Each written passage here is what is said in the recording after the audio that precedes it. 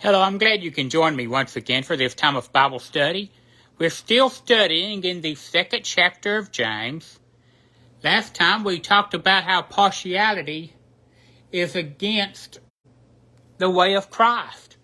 We talked about how Jesus, as he lived on earth and as he had his earthly ministry, that he was not influenced by somebody's color or by their social standing, by their background or by their occupation, but that he saw everybody as equal and all deserving to hear his word. Folks, we ought to have that same attitude. We need to remember that Jesus died for one and for all, and treat everybody with the respect that is due them, and not show partiality to people based on outward circumstances.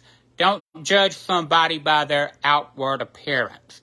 I want us to continue with that thought today as we look at verses 5 through 7 of the second chapter of James. And what we'll talk about today is how partiality is contrary to the will of God. We start in verse 5, and I'll be reading from the New King James Version of the Bible. And it's there that we read, "Listen, my beloved brethren, has God not chosen the poor of this world to be rich in faith and heirs of the kingdom which he promised to those who love him? But you have dishonored the poor man. Do not the high oppress you and drag you into the courts? Do they not blaspheme that noble name by which you were called?"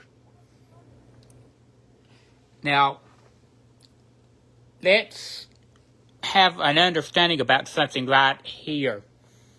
When he says, "Has God not chosen the poor of this world to be rich in faith and heirs of the kingdom which he promised?" That's not saying that God foreordained some to be lost and some to be saved, and that if you're rich, that you're automatically marked out of ever going to heaven. That's not what is said here.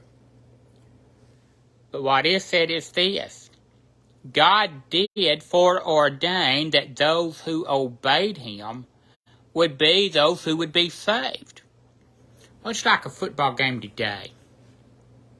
When we sit down to watch a football game, we don't believe that the game is fixed. We don't believe that the game has been rigged, but yet we understand that before the kickoff ever happens, before the coin toss even happens, that the team that scores the most points will be the winner. That's according to the rules, and we understand that. Same here, that God has chosen that those who are obedient will be the saved, and who are obedient, those who love him and do his will. And so what he's saying here is that the poor oftentimes are the ones who did just that. We look back to Mark 12, verse 37, and it's there that we can read that the common people heard him talking about Jesus, that they heard him gladly.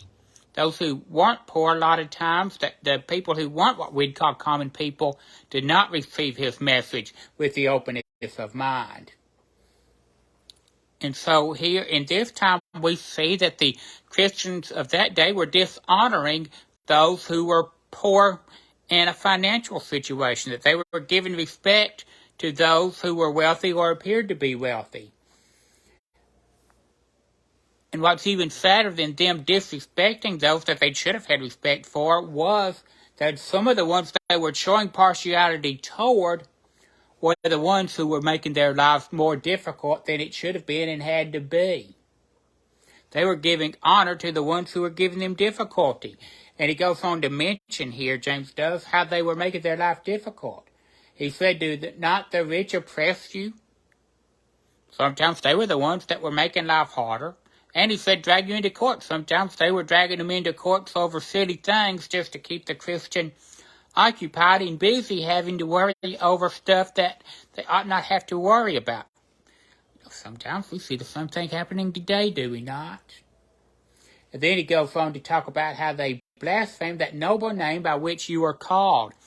In other words, they blasphemed the name of Christ. They were non-believers, and they acted as such and encouraged others to be non-believers and made fun of Christians for believing, and yet sometimes these Christians would show favor to them over their fellow Christian.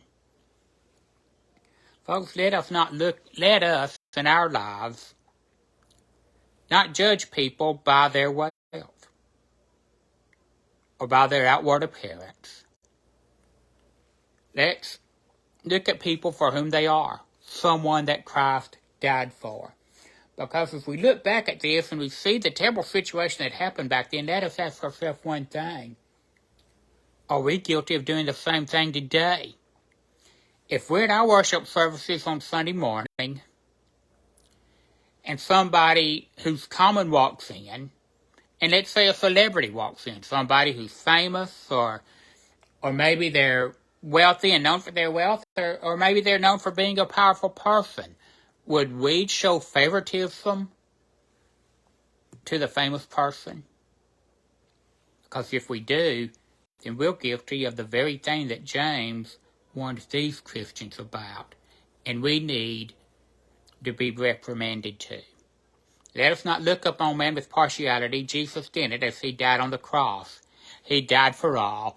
Let us remember that and love each other as though Jesus died for each other, because really and truly he did.